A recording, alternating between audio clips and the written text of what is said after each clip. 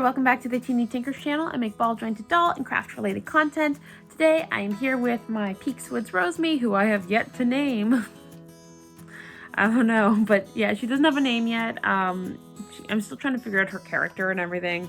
But anyways, we're here to do a tag that I was tagged in by Munecas Poupees dolls, and that is the 10 Dolly Confessions tag. So without further ado, because it's taken me 2 months to make this, to write everything down, I am just gonna hop right into it. So number one is that I am super impulsive when it comes to purchasing, selling, changing face-ups, props, changing doll plans completely, even like dyeing and restringing. Once I've decided to do something, I basically just launch into it, and it's actually kind of ironic because in pretty much every other facet of my life, I like to plan and I don't like being surprised by things. I like to know what's gonna happen, like kind of have like a control over the situation, I guess. But with dolls, it's just like, yeah, whatever, I'll sell this one and buy that one and change this one's face. And what if I don't like it? What if I don't like it? I mean, that's my number one. Number two is that I let my kids play with my dolls. That probably sounds super scary to a lot of you, but they are super gentle. They play so nicely. They even know how to like take the heads off and stuff to change them. I have to help them get the heads back on, but they have a full understanding that my dolls are not only very expensive and would be hard to replace, but also very special to me. So they're really, really gentle.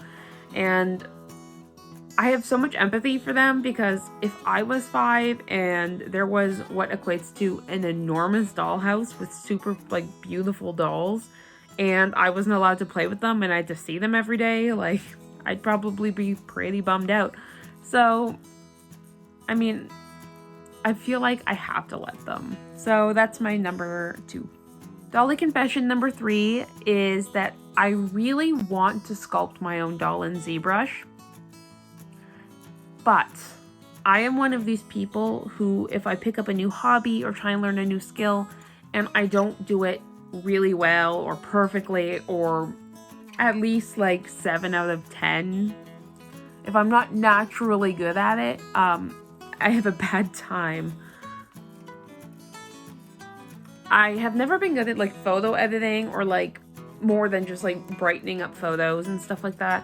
And in my brain, that equates to, I'm probably going to be bad at 3D sculpting. And then if I'm bad at it, I'll be mad at myself. And maybe I'm just going to avoid the whole thing and not do it. So I've had an idea for a doll. I tried sculpting that's hollow, but I want to make a better hollow. But I keep putting it off. So, I mean, maybe eventually I'll do it. But yeah, that's number 3. Dolly confession number 4. Is that I don't really hoard my own doll clothes. Like, I made this sweater, but as far as like my knitwear, I make a lot of it, like a lot. I love to knit and I'm knitting a lot of the time, especially like if I'm in a meeting at work or if I'm like in the car something or doing something, anything like that, watching TV, I'm probably knitting. So I couldn't possibly, first of all, keep everything. And second of all, I just really love seeing my knits on like other people's dolls. I really love just, I don't know, it gives me like warm fuzzies. I do inevitably keep like 1 to 4 pieces of knitwear like per doll that I made like especially for them in their style. But other than that, everything pretty much gets posted for sale. Confession number 5, and this is very, I think, probably specific to me, but if you're one of these people too, let me know. But some dolls actually trigger my mental health issues. That doesn't mean that they aren't lovely and they're not gorgeous art and it's not a ton of skill to make these dolls. So most dolls are very slender, but they look very doll-like. Like this girl here, she's on a Dollzone body. It's very, very, very slender. But because she looks like a doll, it doesn't bother me. I think she looks super cute and she's just a doll to me. Like, she's like, excuse me, I'm not just a doll. there's some dolls that are like hyper realistic and have so much like human detailing that when they're extremely thin, almost gaunt, I feel like they remind me of what we would call thinspo. Dolls like Pasha Pasha or Popovy, while beautiful and while I totally get why people love them, like upset me. Like I could never have one. So yeah, that's confession number 5. Confession number 6 on a brighter tone is that some dolls will make me feel really good. Representation is super real, guys. I know we see posts about like, oh, there's enough like chubby or fat dolls. There's enough like dolls like this and this. There's enough people of color dolls, etc. But the fact is there's not. Like I hate to put a stick in everyone's who thinks that's like story, but for every like 20 or 30 skinny white girl dolls, there's one kind of minority doll, like one, maybe. I think that's being generous, honestly. Dolls like Booty, BJD Queen's Bonbon, Argo dolls, plus size doll, Summerbird Viola. It makes me feel like the fact that a body type that is similar to my own body type is being represented as something like cute, or like, basically I think of dolls as like beautiful sculptures. It's like a reminder. Like I know that all body types are great and stuff, but it's so, like, representation is important, friends. Though I do wish somebody would make like a dad bod doll. Like I would give him a beard and name him Steve. Like continuing on this like trend of minority dolls, confession number 7. Like I feel like so many of these could be lumped together, but these are things that actually like do bother me, or things that I think, I guess. Maybe this is just 10 BJD hot takes. The fact that the default and usually cheapest resin tone is normal skin or white, to me. Oh, she says what? So, well, I'll tell you what. So, first of all, I really think we should call it something like peach, like some companies do, wheat or oat, maybe. And stop calling it normal skin, because that implies that darker tones, etc., are abnormal skin, which is, if you think about it that way, it's kind of off.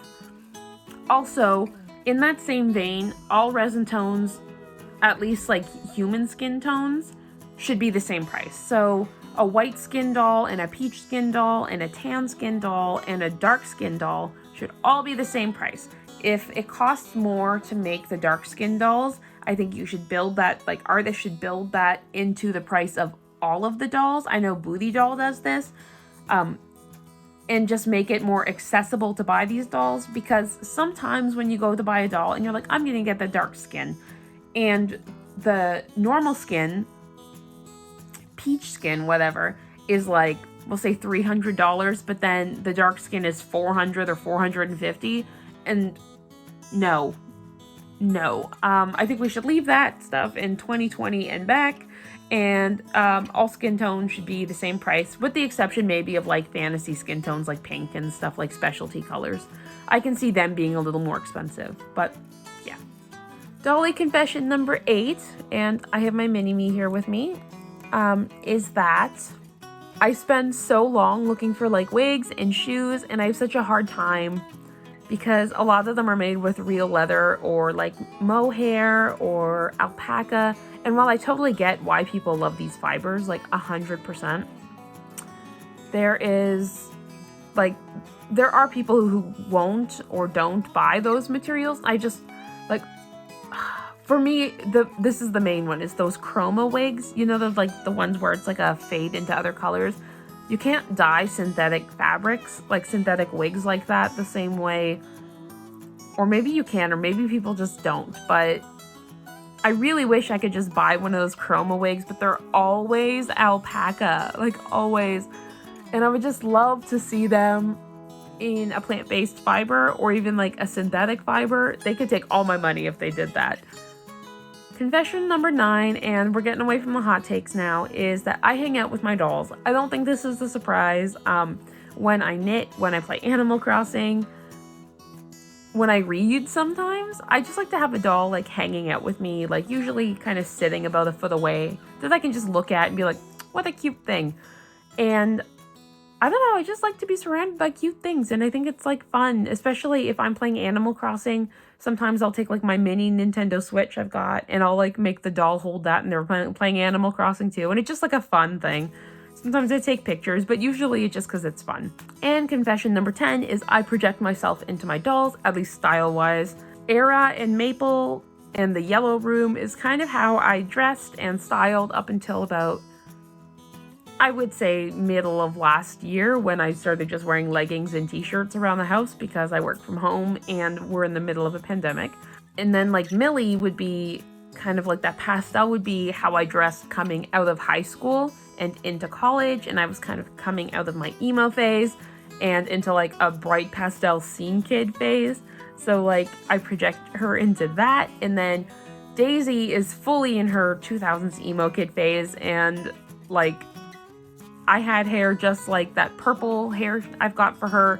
The Invader Zim hoodie she wears, I had an Invader Zim hoodie. Like tutus, Hello Kitty, all that kind of stuff. Like, so it's really fun for me to kind of like recreate that bit of myself into dolls. And I guess like, I don't know, like, and then Margot and of course this doll kind of dress how I feel like I dress now. Look, she's just wearing a baggy t-shirt and leggings, because guess what I wear? Surprise, look what I'm wearing now. Woo! So yeah, those are my 10 Dolly confessions. I know some of these were kind of like a little more intense than probably intended when the tag was made, but I thought that they were things that a lot of people don't really talk about, and we should talk about. And I would love to continue this conversation down in the comments or over on Instagram. And if you disagree or if you do any of these things, also let me know. Like, I love a conversation. I love a dialogue. If you're already subscribed to my channel, thank you so much for subscribing. If you're new here, usually my content's a little more lighthearted than some of this was, but I try and post twice a week on Sunday and Wednesday at 5 p.m. Eastern. So like I post quite a bit, and if you like Dolly content, like maybe consider subbing. As always, I hope you have a fantastic day. Bye.